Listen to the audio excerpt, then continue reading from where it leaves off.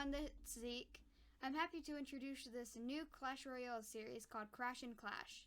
This is for the average Joe and not for pros. I'm here with my guest host, Shrekina. Thanks, Zeke. So basically what we're trying to do is just have a really lot of fun with some interesting decks in Clash Royale for all the viewers to enjoy. Once a week, we're going to be putting out some crazy decks, or we're going to discuss a single character, depending on what everyone wants, and we'll go over the pros and cons.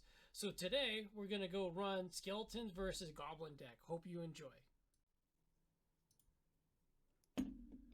So I come out strong with the push with the Skeleton Army. Yeah, and I always thought in this one I would be a little bit in trouble because I got the Goblins. I think Skeletons could be a little bit more spamish than the Goblins. But then again, I kind of have sometimes a little bit more of an OP or a little bit more in my arsenal. But right now, because we're just going one-on-one each other, doesn't matter the level of our decks unless it's really squishy. But for mine, I try to really do something with the Skeletons, even though I would prefer Goblins a little bit more, because they can take a better punch than Skeletons can.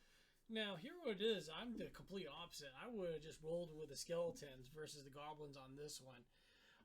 But it's the dreaded Graveyard, which I just hate. I can never use it properly, or I'm always getting destroyed with it.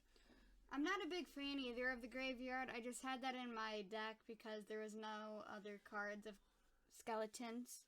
But there's a champion that I don't have, but apparently Shrek has. Well, that's going to come up later, but we're just going to focus on this one. So right now you see the Bone Dragons. They're one of the cards that this month they're advertising. They're powered up. The same thing at the beginning of the month, the Skeleton Giant. So right here, you saw my little Dark Goblin. He just, for a little guy, he packs a wallop if he's left on loan, but he can be squishy. I try to get the Goblin drill with the Graveyard, but that I really messed up with because I really should have had the Skeleton Army in my deck by then. So I could have placed it down, got rid of it, and not have a tower now loss. I'm just going to bring in the big guy right here. Again, back in the day, one of my favorites, but they made him a little bit slower. Don't like the slow speed, but it is just enough to keep the eye of the big giant away. And then, I'm going to drop some more spamming a little bit of my goblins here. See Zeke coming back at me. Yeah, I try to make a good push, but that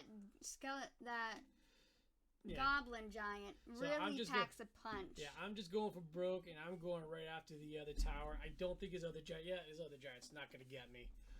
So, keep going. If I can squeak that other one, because we know there's no log. I try not to get any of the towers gone, but look at me. Yeah. It's already gone. He's trying that one last push. I'm just going to spam. Goblin Cage, very effective at pulling the big giants away. I don't have anything in my inventory or deck that I can place. And if there was more time, I'm sure that I would have been... I still think it was still interesting how it goes. Like I said, Skeletons, they have a bigger spam, but as far as attack, I mean, it was just the way I kind of got a little aggressive. But now this is a Goblin versus Goblin deck. We're both using the same thing. So this is going to be pretty much trading even blows. And it's just going to come down to placing the card at the right time in the right place. Again, Goblin drill, handled that pretty well. I'm going to counter him with a barrel, see what he does there. Now, I'm not too aggressive with Goblins, but I try to do as much as I can. I'm more aggressive with Skeletons because I don't really have anything in my inventory that can really combo as much. But the Goblins are really cheap. And that sound means that we're halfway done. So here we go. Got the Goblin Cage down. It's taking some of the goblins away, but guy's just a beast.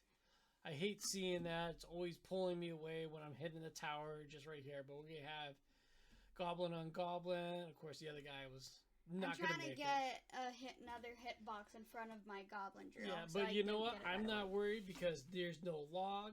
So my Goblin Barrel is going to go Just on... putting squishy cards in front of everything. He one-hit my tower, which wasn't really fun. Yeah, but we haven't really brought out any of the big guns, really. We've just been trading blows with all the small guys. But I'm going to take my Dark Goblin right here, and he's just going to nuke most of your guys, because this guy's got so much range.